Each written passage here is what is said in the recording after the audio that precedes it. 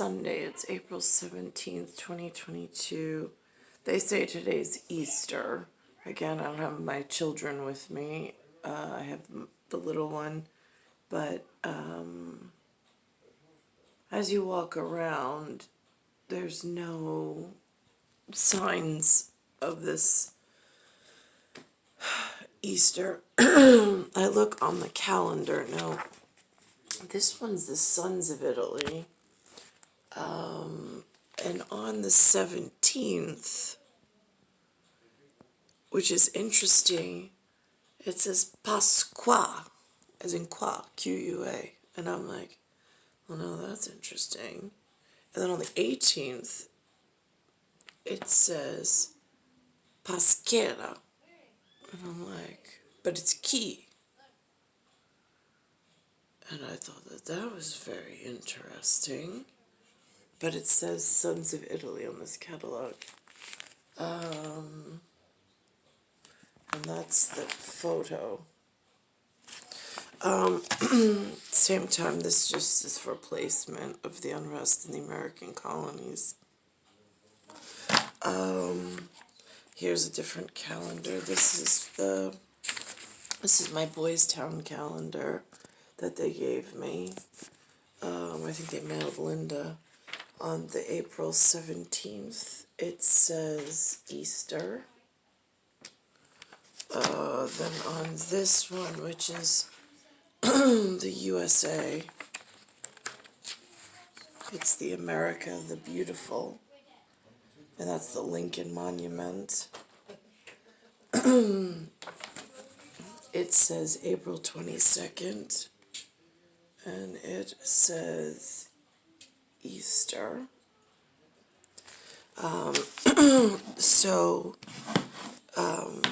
But again, in this America's unrest that the school gave my son, it doesn't mention anything about Easter.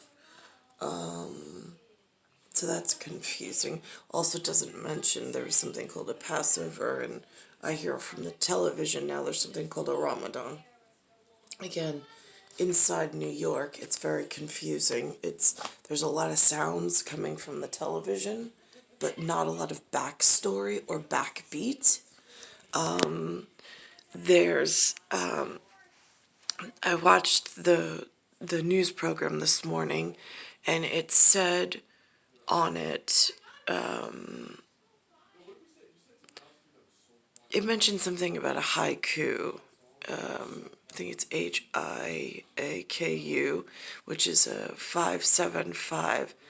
I didn't know what that was. Apparently it has something to do with the syllables behind. It's like poetry, but like syllables behind.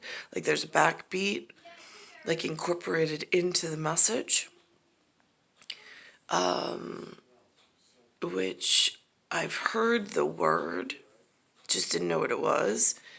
The weatherman, the meteorologist also said there was something called a limerick, but that I've definitely never heard. I've heard more the word haiku than I have this word limerick in vocabulary around here. Then I was also watching for signs of unity, which I don't get many of. I get a lot of mishmash, like almost applesauce. And there's this man who runs this restaurant called The Mansion in a place that has York, Y-O-R-K. And apparently they used to call that Germantown. Did not know. I don't know anything about Manhattan. Again, the local schools don't teach about the city in Queens. To my son or to me when I was here, Long Island didn't teach about Manhattan or the city at all, nor about the integrated colonial or the integrated statesmen from elsewhere or countrymen from elsewhere or family members from elsewhere. So that is a disadvantage. So I'm listening to him, and he goes through, which I'll highlight, it's called The Dig. he highlights like it used to be a restaurant by the horse stables in like the early 1900s, and then it shows like where we are today, like less than 100 years, or maybe at 100 year changeover. It's like a complete, for me, it's like a complete wipeout and erase. And there's so many things, I don't know how, almost like if the environment and the landscape was a computer of some sort in like a movie theater, like if they had cartoon equipment or CGI equipment, and they could write the landscape to change in a very like quick format, like a Rolodex, when you flip the cards and the cards move like moving pictures. In that context, the last 100 years, there's gaps in how did it become we see today from where it was. It logically, in sequence and in time, does not make sense in time and space. There's some kind of limerick, haiku, some form of backbeat that seems to be integrated into this transgression that's led us to this spot. I don't know how else to explain it. This man said that in this place called Germantown, which I didn't know about and I wouldn't know how to find either, other than the street sign says York. He says that they've stayed a neighborhood. That they come from Czechoslovakia, Hungarian, and somewhere else. But they stayed their neighborhood. There hasn't been a lot of change, I guess, in the population necessarily. He also speaks of these very like highfalutin customers he's had in this place called the Mansion, which is a restaurant, like a diner. It looks like a diner type restaurant, but family owned and operated.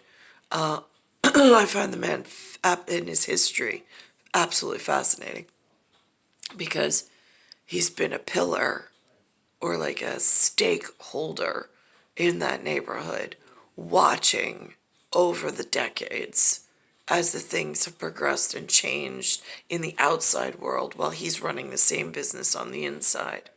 Which again, if you go into that context of like that Rolodex, inside, usually in the 1980s, they were little index cards that you could write on or typewrite on, and then it had like this outer shell, and then it had a roller, and you could roll without having to touch each individual card, and you could spin it and see.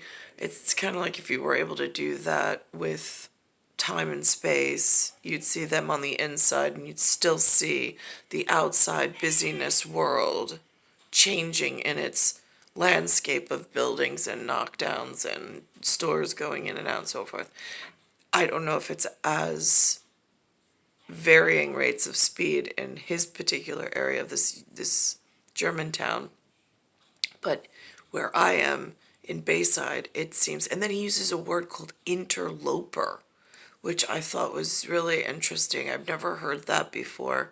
I have gotten a word once about loper, but being LO in a baseline in world as far as the symbols read out, and then the PER of like per generational birth as it moves forward.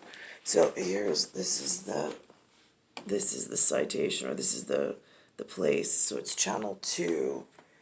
This is the reporter that's whatever, and then there's a highlight, and then inside there's a different reporter. I don't know what they call this position. I don't know if they call it an anchor, or that's what they used to call it. I wouldn't call that these days because of what's going on. CBS News' Elle McLogan finds out in the latest episode of The Dig, regulars at the Mansion restaurant come seeking comfort and a sense of community. In Yorkville, a father and son are keeping alive a tradition on the block that first embraced their family over a century ago. How are you? My name is Philip Phillips. I'm owner of the Mansion restaurant with my son, who's my partner. My father got out of the service after World War II, June 9th, 1945. He opened the Mansion June 11th, 1945. From 1945 till 1956, there used to be a stable for horses on the corner, and the mansion was beneath the stable. What did your dad say about... This is what I don't understand. The picture that they have shows a trolley type situation, horses, carts. Here's the high tech of the city, and here's the buildings. Why are we living in a day and age where any of this personalized transport outside with this automobile industry? There's no automobile here.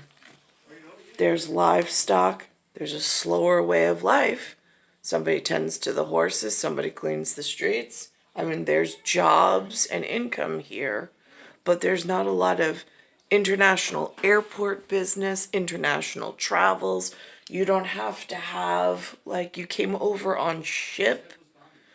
You passed through a port system where there were authoritative figures there to check your papers, make sure that you were who you were.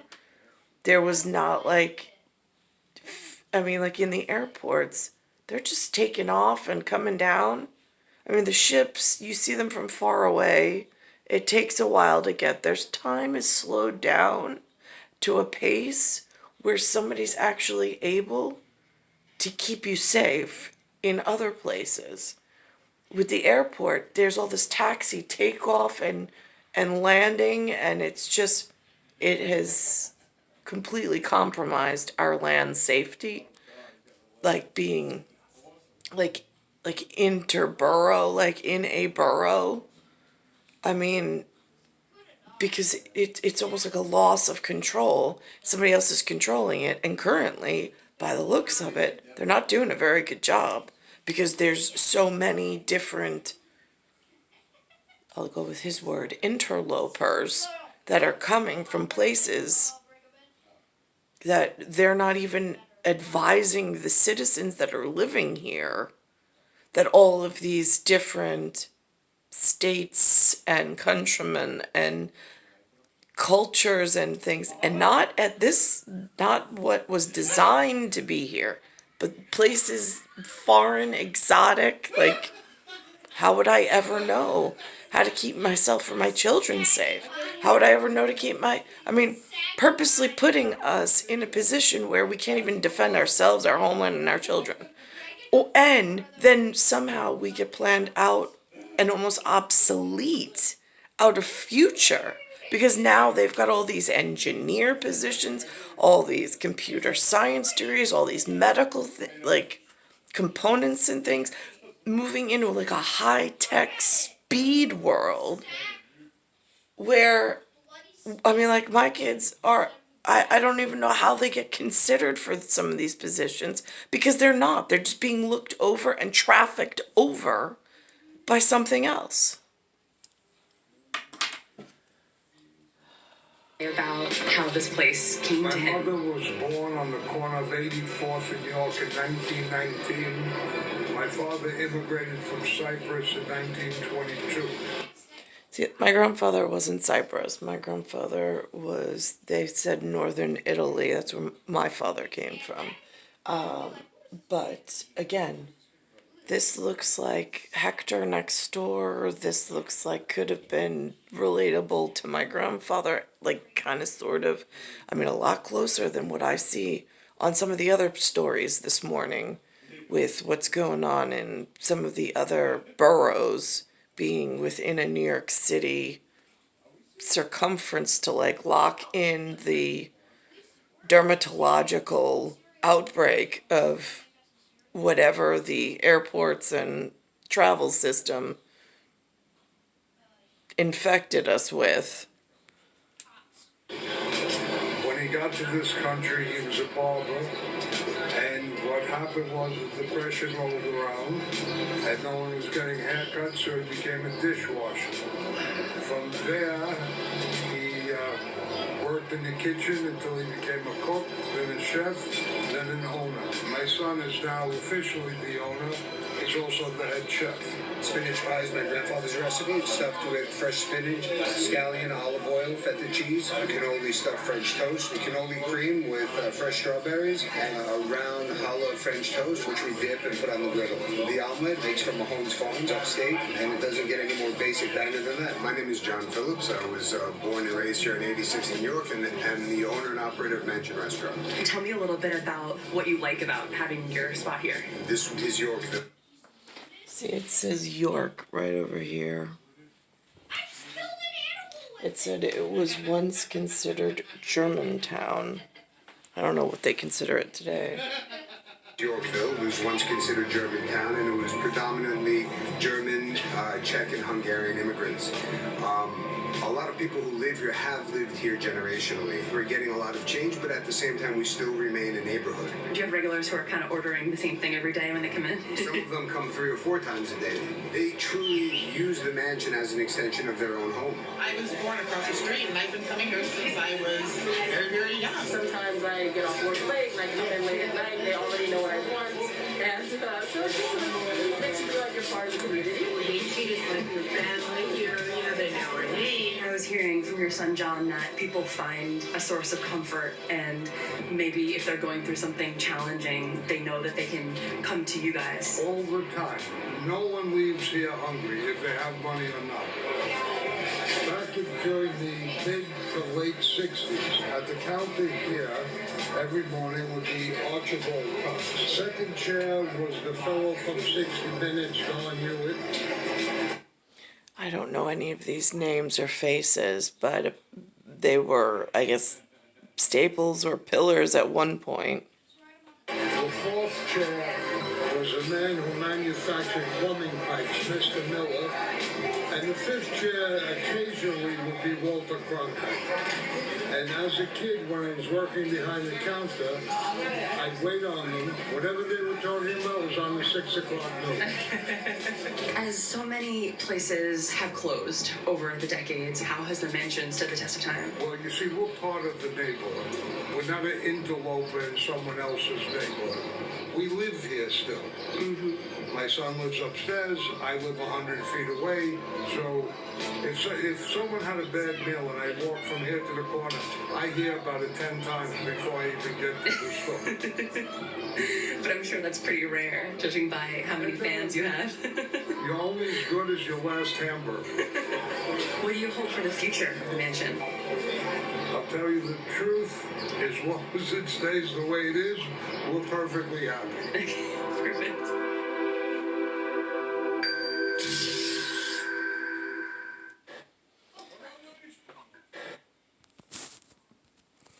Here's the weather report. So, like I showed on the calendar, it's Sunday. They're saying, this is my sign that it's Easter. That's the only sign I get.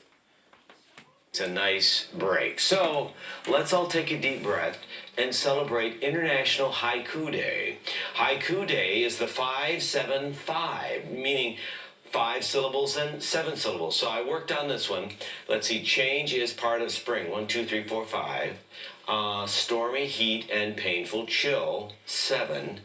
Beauty in extremes. I was just looking up the benefits of teaching haiku to kids. So this was just a short list from an educator. Helps them with syllabication, breaking up by syllables. See? It's even hard to say.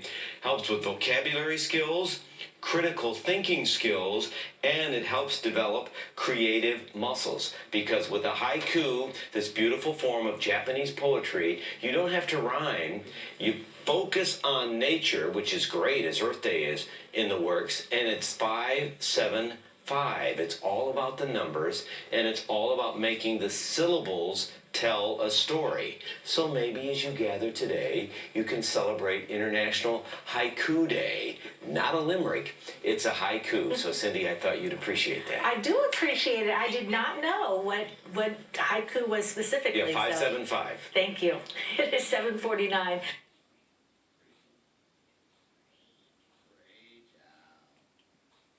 So now this says beauty in extremes at Tre in the Dolomiti. It's Tre Cime. Ay, yay, ay. I mean, that's a good way to explain what's going on the street. Beauty in extremes. In how do you do trespass? Tre and pass. How many passings of the ancestors and the germination of the next bloom? I mean, at this point, I feel it's bloom, gloom, and doom in this New York. With it is so hard to keep educated, to keep safe, to keep the children in order. I mean, I don't have a new outfit today. I hear on the news that the big thing is that Easter you get a brand new outfit and you're supposed to go to the church. There's a church, but it's not a community that we know here. And two, there's no money for a new outfit. So I'm wearing the exact same thing as I've worn for several days, because that's how extreme the beauty has become around here. It's Bayside Station, Bayside, New York, 11361. It's Earth, Solar System, Milky Way, Universe, Galaxy is broken. And it's what's today? April 17th, 2022.